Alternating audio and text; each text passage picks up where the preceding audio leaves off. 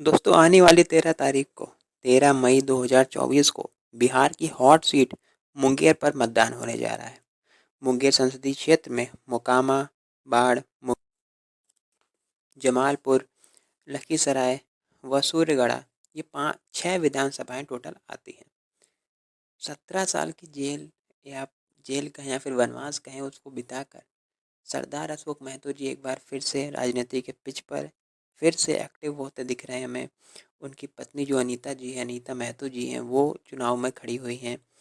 और इस बार देखिए भाजपा और जदयू इन दोनों ही दलों द्वारा बिल्कुल फील्डिंग सजा दी गई है। नालंदा से नेता बिल्कुल निर्यात किए जा रहे हैं मुंगेर में। उनकी एक फील्डिंग से सजा दी गई है कि किसी तरीके से किसी भी प्रयास करके मुंगेर में अशोक महतो जी को रोका जाए, क्योंकि जदयू के कद्दावर नेता हैं लल्लन सिंह, भूमिहार समाज से आते हैं। वो अभी वर्तमान में यहाँ पर सांसद हैं। और भूमिहार जाति जो कि 2 दशमलव कुछ % है बिहार में, वह मुंगेर को इस हिसाब से प्रेजेंट करती है कि वो वहाँ पर यूनिलैटरली एक तरफा बाहुल्यता में है कि जिस तरफ भूमिहार जाएगा उसी तरफ वहाँ पर जीत और हार तय होने वाली है।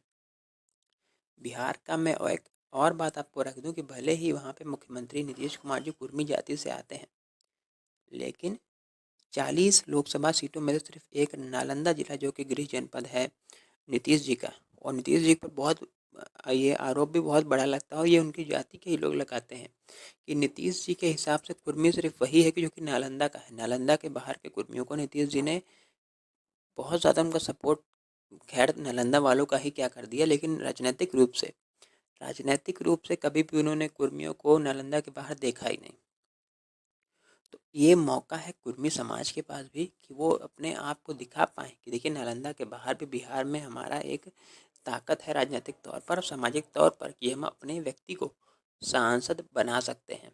और सिर्फ कुर्मी समाज का नेता अशोक महतो जी को कहना, ये देखिए अशोक महतो जी का अपमान है और उनके संघर्षों का, जो 17 साल उन्होंने जेल में बिताए हैं, अगर मैं उनकी यातनाएं बताने लग जाऊँ ना तो फिर आप में से बहुत से लोगों को रात की नींद नहीं आएगी।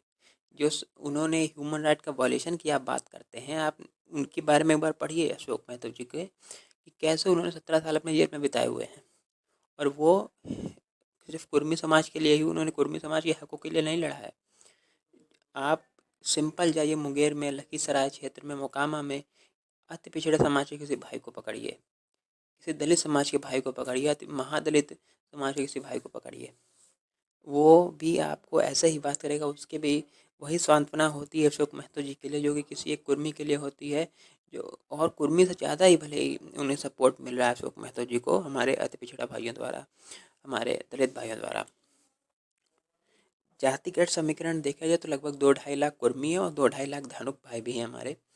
धानुक समाज को जानबूझकर किसी के बरगलाया जा रहा है कि आप अशोक जी के खिलाफ जाइए, लेकिन धार्मिक समाज मुझे लगता है कि शिक्षा के क्षेत्र में बहुत आगे आया है। उन लोग के अंदर इतनी चेतना है धार्मिक समाज के अंदर कि वह जाने कि हमें किससे वोट करना है। अगर वो लल्लन सिंह के लिए वोट करते हैं तो कहीं ना कहीं देखिए अस्तित्व की बात आएगी कि एक ऐसा व्यक्ति जिसने आप कहिए कि अपना पूरा जीवन ही पिछड़ों के लिए, दलितों के लिए, अल्पसंख्यकों के लिए अपना पूरा जीवन न्यौछावर कर दिया, और वो व्यक्ति जब अपना वनवास काट कर आता है और जब वो राजनीति में आगे आना चाहता है, लोकतांत्रिक तरीके से आपकी बात को आगे संसद में पहुंचाना चाहता है, तब आप उन्हें मौका नहीं देते हैं।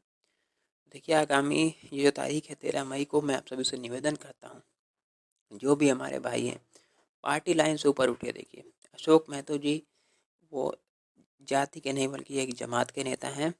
ये मौका शायद मुझे लगता है बार बार मिलने वाला नहीं है। बहुत लंबे समय बाद हमें यह मौका मिला है कि मुंगेर की सरजमी से हम ये एक संदेश दें कि देखिए 2018 में भी दुर्गा पूजा के समय यहाँ पर सांप्रदायिक दंगे भड़काए गए थे जानबूझकर एक दल द्वारा। यहाँ पर जो एक समीकरण बन रहा था दलितों का, पिछड़ों का, अति पिछड़ों का और मुस्लिम भाइयों का, उसे तोड़ने का, तो ये सौहार्द आप स्थापित करिए सांप्रदायिक तौर पर। और एक संदेश हम देंगे मुंगेर से ये संदेश देंगे पूरे देश को कि देश का जो पिछड़ा है, अति पिछड़ा है, दलित है, अल्पसंख्यक है, वो जाग चुका है अपने हकों के लिए, वो बिल्कुल अब जागरूक है।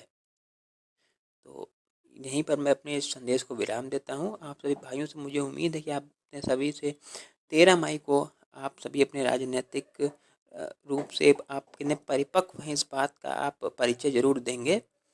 और इसी के साथ मैं अपने आप को विराम देता हूँ।